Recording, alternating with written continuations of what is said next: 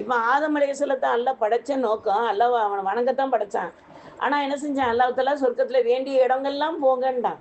ஆனா அவன் கலாக்கதிரில் என்ன எழுதி வச்சிருந்தான், தக்தீர்ல இவங்க எனக்கு மரத்தை நெருங்கணும், அந்த கனியை திங்கணும், அவங்க துனியாவுக்கு வரணும் அப்படிங்கிறத அல்லாஹ் தஆலா நிர்ணயம் பண்ணி வச்சிருந்தான். அந்த நிர்ணயம் பண்ணினது தான் நடந்துச்சு. ஆனா நம்ம என்ன செஞ்சிட்டோம், ஆதம் அலைஹிஸ்ஸலாமே பாதி மாத்தினார்ல, அவங்களே பழத்தை திண்டாங்கல்ல, அல்லாஹ் சொல்ல அவங்களே மீறினாங்கல்ல. இப்போ நம்ம மீறுறதுல என்ன இருக்கு? அப்படி கிடையாது. அல்லாஹு தஆலா அந்த கனியை திங்கணும், அவங்க துனியாவுக்கு வரணும். அதுக்கு பிறகு துனியாவில் துவாவை கேட்டு அவங்கள மீண்டும் நான் சொர்க்கத்துக்கு ஏற்றிக்கிறேன்னு அல்லாஹ்வுடைய தக்தீர்ல எழுதப்பட்டது. அவனுடைய களம்ல எழுதப்பட்டதை தான் எல்லாம் நடத்தி காட்டுறான ஒழிய நம்மளுக்கு வாழ்க்கையில நடக்காதது நம்ம எதுவுமே அவன் எழுதாதது நம்ம வாழ்க்கையில ஒன்றும் கூட நடக்காது. எல்லாமே நடக்கும். உங்களுக்கு எல்லாருக்கும் தெரிஞ்ச வரலாறு தான். ஹலால் எது ஹராம் எது நம்ம புரிந்து கொள்ளக்கூடிய பக்குவம் உள்ள தக்தீரையும் அல்லாஹ் தான் எழுதி வச்சிருக்கான். முஹைதீன் அப்துல் காதர் ஜெயிலானி ஹதஸல்லாஹு தந்தை சாலிஹ் ரஹ்மத்துல்லாஹி அலைஹி அவங்க என்ன செஞ்சாங்க, ஒரு முறை பசியோடு வர்றாங்க, தாவத்துக்கு போயிட்டு தாங்க முடியாத பசி தாகம், என்ன கிடைக்கும் நம்மளுக்கு சாப்பிட, ரப்பே எனக்கு நீ தானே ரிஸ்க் கலக்கிறவன், நீ தானே வல்லாஹு ஹைரு ராசிக்கேன் அப்படின்னு அல்லாட்ட இது பண்ணிக்கிட்டே வர்றாங்க. ஒரு நதியோரமாக வந்து உட்காந்துருக்காங்க. அந்த தண்ணியை அள்ளி பருகுறாங்க. 2 தடவை அள்ளி பருகிறாங்க. 3ஆவது தடவை அவங்க கையில் ஒரு கொய்யாப்பழம் வந்து அந்த தண்ணியில் வருது. அந்த பழம் பார்க்குறதுக்கு சாப்பிடணும் போல் அவங்களுக்கு ஒரு எண்ணம் வந்துடுது. அந்த பழத்தை என்ன செஞ்சுட்டாங்க, 3 முறை கடித்து சாப்பிட்டுட்டாங்க. மிச்ச பழம் கையில் இருக்குது. அந்த 3 தடவை முழுங்கினதுக்கு பிறகு தான் அவங்களுக்கு அந்த எண்ணம் வருது, இந்த தண்ணி வந்து ஓடு தண்ணி, அந்த ஓடு தண்ணியில தான் இந்த பழம் வந்துச்சு. இந்த பழம் இந்த தோட்டம் யாருக்கு உரியதுன்னு தெரியலையே, நம்ம அவங்க அனுமதி இல்லாமல் நம்ம திட்டுட்டோமே. அந்த உறுத்தல் ஆரம்பிச்சிருச்சு. அந்த 3 கடி கடிச்சு உள்ள செலுத்த பழம் மட்டும் கையில், மிச்ச பழம் கடிச்ச பழம் கையில் இருக்குது. அதை கொண்டுக்கிட்டு அந்த நதியோரம் நடந்தே வர்றாங்க. அந்த கொய்யாப்பழ மரம் எங்கிட்டாவது இருக்கா பார்ப்போம், இந்த தோட்டத்துக்கு யார் தோட்டம்னு தெரியலையே. வந்து கொஞ்சம் தூரம் நடந்து வந்ததுக்கு பிறகு ஒரு கொய்யா மரத்துடைய கிளை இந்த நதி பக்கமாக சாஞ்சிருக்கு.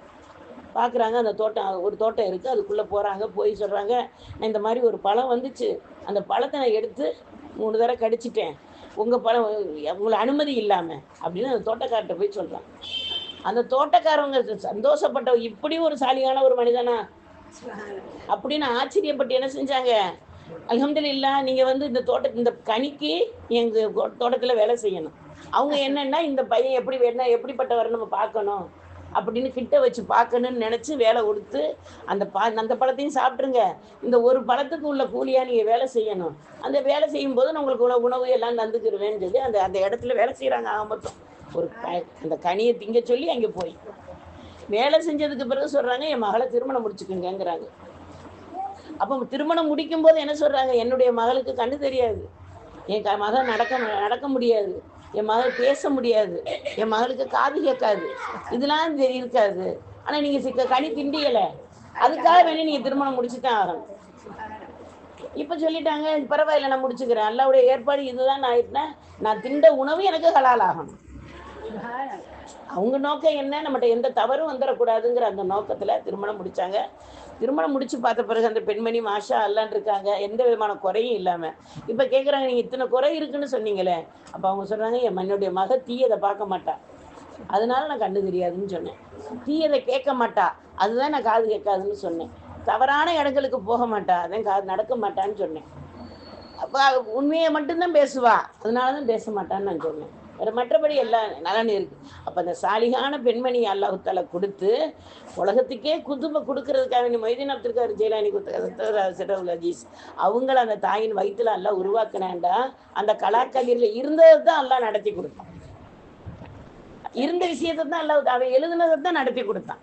அப்போ அந்த சாலிகான வாழ்க்கைக்கு நம்மகிட்ட அல்லாட்ட, ஏன் அல்லாஹ் என்னுடைய கலாக்கதிரில் நீ தீமைகள் எழுதியிருந்தால் உன்னுடைய பொருத்தத்தை கொண்டு ரசூல் ஸல்லல்லாஹு அலைஹி வஸல்லம் அவர்கள் பேரில் நாங்கள் ஓதக்கூடிய சலவாத்தை கொண்டு எங்கள் துன்பத்தை அழித்துட்டு எங்களுக்கு இன்பத்தை தாயா அல்லான்னு கேட்கணும். அவனால முடியும், ஆக்கவும் முடியும், அழிக்கவும் முடியும். நம்மளுடைய தக்தீரில் உள்ள விஷயங்களை அவனால் மாற்றவும் முடியும், அழிக்கவும் முடியும். அப்படிப்பட்ட ரப்பிட நம்ம இன்ஷா அல்லாஹ் மனமுருகி துவாவை செய்து, எப்படி ஆதம் அலைஹிஸ்ஸலாம் வெற்றி அடைஞ்சு திரும்ப சொர்க்கத்துக்கு போனாங்களோ, உலகத்துக்கு வந்து பாவ மன்னிப்பு அல்லாட்ட கேட்டு என்ன செஞ்சாங்க? திரும்ப சொர்க்கத்துக்கு தானே போயிருக்காங்க.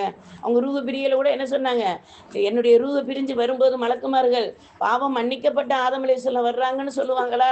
பாவம் செய்து விட்டு போன ஆதம் வருவாங்கன்னு சொல்றாங்களா?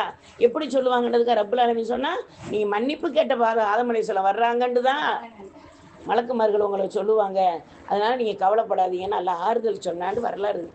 அப்ப அந்த அடிப்படையில் நாமளும் இன்ஷா அல்லாஹ் நம்ம கலாக்கதிரில் உள்ள விஷயங்களை ரப்பில் ஆலமீன் நம்ம மன்னிப்பு கேட்டு நம்ம துன்ப துயரங்களை நீக்கி வைப்பதற்கு அல்லாஹ்விட மனமுருகி துவாய் செய்யக்கூடியவர்களாக இருக்கும். இப்போ நூஹ் அலைஹிஸ்ஸலாத்துடைய கலாக்கதிரை மாற்றினது துவாவால தானே. துவாவை கொண்டு நம்ம வெற்றி அடையலாம் அப்படிங்கிறதுக்கு தான் இந்த வரலாறு. ஆதம் அலைஹிஸ்ஸலாம் துவாவை கொண்டு தான் வெற்றி அடைஞ்சாங்க. நூஹ் அலைஹிஸ்ஸலாம் என்ன செய்கிறாங்க? 950 வருடம் அல்லாஹ்ட்ட மனமுருகி கேட்டு கேட்டு தாவத்தை செஞ்சு அதில் வெற்றி அடைகிறதுக்கு அவங்களுக்கு காரணமாக இருந்தது துவா. எல்லா நேரத்துலையும் துவா செஞ்சாங்க. கண்மணி நாயகம் ரசூல் ஸல்லல்லாஹு அலைஹி வஸல்லம் 1,24,000 நபிமார்களுடைய துவாவையும் ஒட்டு மொத்தமாக நம்மளுக்கு சொல்லி கொடுத்துட்டு போனவங்க. குரான்லேயே அல்லாஹ் என்ன செய்வாங்க? எல்லா நபிமார்களுடைய துவாவையும் அல்லாஹ் போட்டிருக்கேன்ல. எல்லா துவா இப்ராஹிம் அலைஹிஸ்ஸலாம் கேட்ட துவா வந்திருக்கும், நூஹ் அலைஹிஸ்ஸலாம் கேட்ட துவா, யூனுஸ் அலைஹிஸ்ஸலாம் கேட்ட, நம்ம கேட்ட ஒரே ஒரு துவா, ஒரு நபி கேட்ட துவா மட்டும் நல்ல லா இலாஹ இல்லன்ட்டு சுபஹானக இன்னி குன்து மினல் லாலிமீன், இதை மட்டும் நல்லா ஞாபகம் வச்சுருக்கோம். மற்ற நபிமார்களுடைய துவாவையும் இன்ஷா அல்லாஹ் தெரிந்து அந்த நேரத்துக்கு தகுந்த மாதிரி நம்ம அதை ஓதுனோம்டா நிச்சயமாக நம்ம அல்லாஹ் தஆலா நம்மளுக்கு வெற்றியை தருவான் அப்படின்னு அல்லாஹ்ட்ட மனமுருகி கேட்கக்கூடியவர்களாக இருப்போம். இத்ரீஸ் அலைஹிஸ்ஸலாத்துடைய துவா சொர்க்கத்துக்கே